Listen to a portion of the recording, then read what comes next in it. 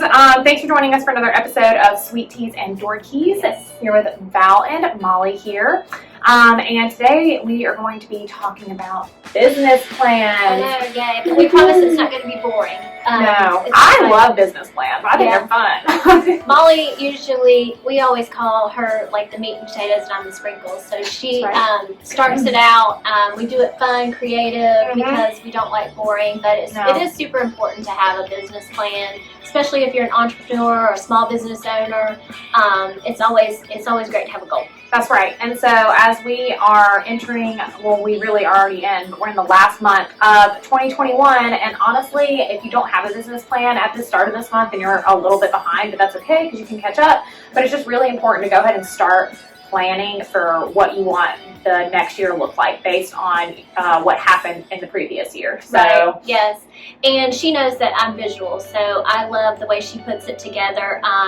Go check out our podcast because we're going to break down everything for you, but we're going to give you a little snippet of kind of what we do. But yeah, so with this video, we are going to be going over a tutorial of how to make a business plan. So, you know, the way we started out is, like Valerie said, we're both visual people, and I know to like grab Valerie's attention as to really sparkly, visual, colorful, you know, all that. I lose attention very quick. Exactly. So, to put that into account for us, and it's not for everyone, but we do a PowerPoint business plan. So we really like to use PowerPoint to make our business plan. We enjoy it, and then like it can kind of like, it makes things more concise too. You're not being long-winded about stuff. You talk about something on whatever's on the slide, and then you move on to the next thing. Right, exactly. And so Molly starts that out. We go over it together, and then tweak it together. Right. So if, you know, and we don't always agree. So there may be some lofty goals that I'm like, oh, whoa, Nelly, I don't know if we'll be able to reach that. And you know, usually we just leave it, and we have crushed it every year. So, and I like to aim for the stars. And Valerie's like, let's like, not that she does it, but she's like, but let's also be a little realistic there. And I'm like, okay, fine. And I think, you know, one of our proudest moments, I think, from this past year is that, you know, one of our goals from our last business plan was to grow our social media, and we've done that. Yes. So, and it's a work in progress. We're going to have an even loftier goal for our social media next year, but it's not always just, you know, how much money we want to make or how many houses we'd like to sell. Right. It can also be like how we want to grow in other areas of our business as well. Yeah, I think the main tiers for a business plan when you're going to create it is that you want to take a look at the previous year because you want to see what you've done so you can compare it for the next year. And then you want to focus on a marketing strategy. You want to focus on a fiscal goal, and you want to focus on how you can move forward from the previous year. Because, like Valerie and I, you know, we've been blessed in the sense that since we've started together, we've only grown each year. We haven't fallen back, and that's like we're so thankful for that. And but that's the goal of is to get there. And we have, you know, business goals as well as personal goals. That's right.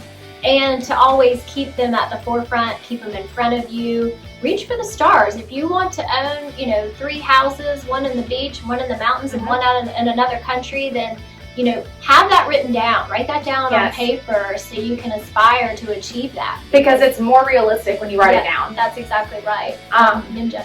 That's right. That's right. Our company has what's called Ninja. I don't even know like how to explain that, what it's called, but whenever you become an agent with Berkshire Hathaway, they ask you to go through this Ninja program, and honestly, it's a great program for life goals, not just for business. So it was really great.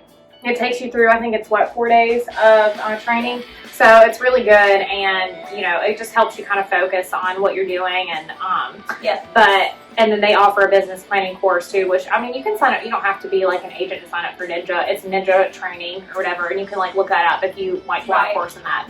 And our idea of how to create a business plan may not be for everybody. Yes, I mean, it's because some people like to use Word documents. Some people, you know, like to write it out by hand, or some people like to use spreadsheets, and they're like this very analytical. And it's and so Valerie and I just like to combine like both of our strengths, and so like and so that's why we use a PowerPoint, and then we just keep it pretty concise, and then we target things that, like, I think too, like the goal of a business plan is you want to be as specific as possible. Yes. So don't be broad, like, okay, well, next year I'm going to make more money. Yes. The end.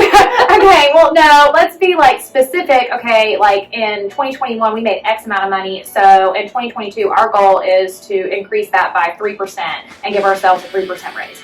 Right.